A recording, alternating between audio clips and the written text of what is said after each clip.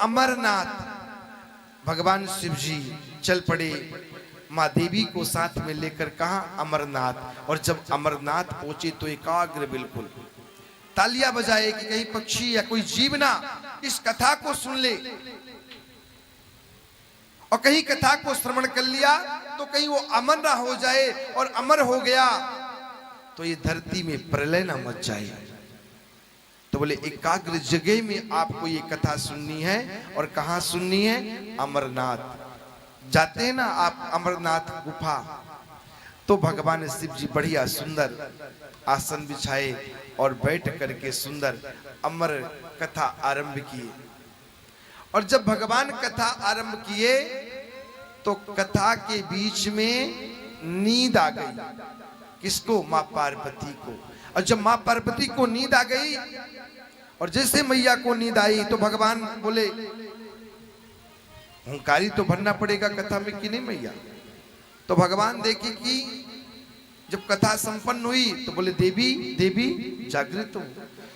अरे प्रभु मैं तो सो गई थी। कहते हैं जो सो जाता है वो तो बिल्कुल फिर खो ही जाता है जीवन में, है कि नहीं? राधे बोलना पड़ेगा। तो कथा किसने सुनी? मुझे क्या पता स्वामी कथा किसने सुनी।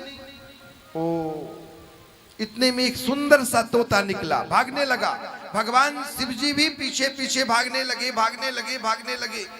बोले इस तोता को मृत्यु दंड नहीं देंगे, कहीं ये तोता जाकर किसी को कथा सुना दिया और कहीं वो व्यक्ति अमर हो गया तो ये पूरे संसार में वो कैसा व्यक्ति है क्या पता, किसको किसको कथा सुना दे।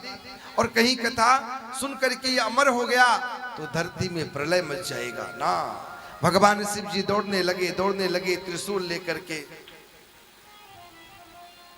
और तोता तीनों लोक में भगवान शिव जी को भ्रमण कराया, भ्रमण कराते रहा और जाकर के वेद व्यास के आश्रम में प्रवेश कर गया। और जैसे वेद व्यास जी के आश्रम में प्रवेश किया तो इतने में भगवान शिव जी पहुंचे। और जब भगवान शिव जी पहुंचे द्वार पे तो हाथ जोड़ करके प्रार्थना करने लगे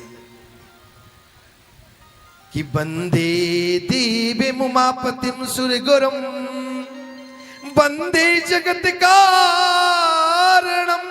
हे भोलेनाथ आज मैं धन्य हो गया कि आज मेरे द्वार पे आप आए हैं।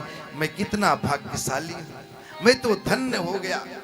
कहते जिस घर में भगवान आ जाए, जिस संत ब्राह्मण देवता का जिस घर में चरण पड़ जाइए, समझ लीजिए आपका जीवन धन्य हो गया। ये मैं नहीं कह रहा हूं, हमारा शास्त्र कह रहा है सप्त जन्म कृतम पापम स्मरेण विनश्यति।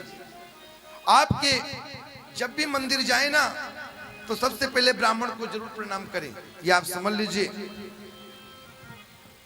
आप बड़े भाग्यशाली हैं, आपके नगर में एक नहीं चार चार पांच पांच मंदिर है। कितने भाग्यशाली हैं आप।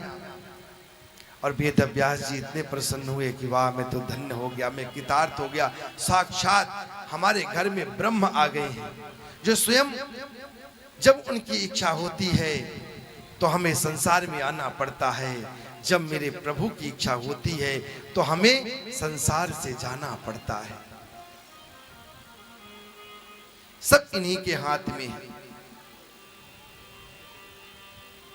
कि वंदे देवी उमापतिम सुरगुरुम वंदे जगत कारणम वंदे पन्नग भूषणम मृगधराम वंदे पशूनाम पतिम वंदे भाग्य जनाम श्रयम च वरदाम वंदे शिवम शंकरम। बोले महाराज मैं अंदर घर के अंदर प्रवेश नहीं करूंगा। बोले क्यों महाराज? बोले ना मेरा चोर आपके घर में आया है। बोले आप मेरे घर में चोर आया है? ये कैसे हो सकता है प्रभु?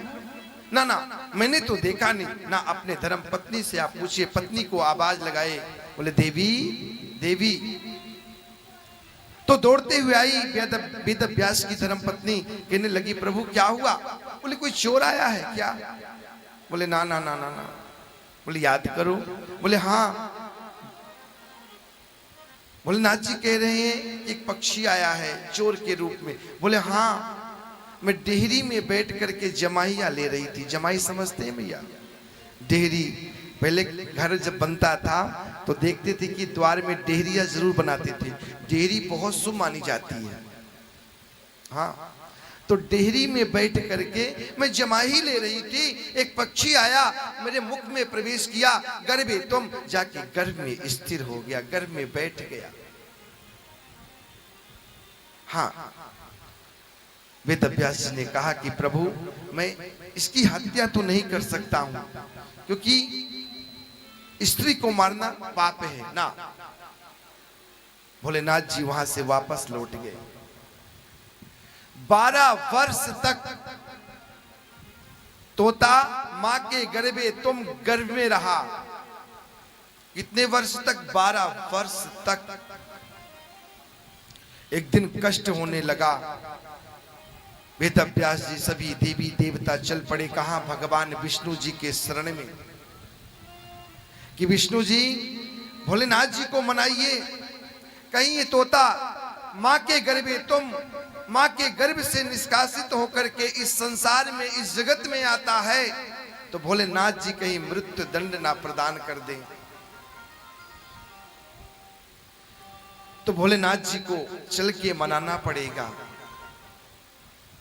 तो मां के गर्भ से तोता बोलता है। जब विष्णु भगवान जी वहां पे समक्ष आए तो बोले कि प्रभु मुझे वचन दीजिए, मैं माया में नहीं आना चाहता हूं, मैं केवल आपके ही नाम का गुणगान करूं, आपके ही नाम का मैं भजन करूं, आपके ही नाम का मैं संकीर्तन करूं। हाँ, केवल आपके नाम का, और आपके नाम का ही मैं जप करूं। और वहां पे चल पड़े, और जब पहुंचे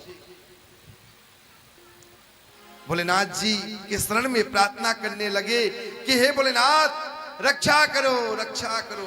अरे और नहीं कोई, और नहीं, और नहीं, हे भोलेनाथ रक्षा करो, कृपा करो।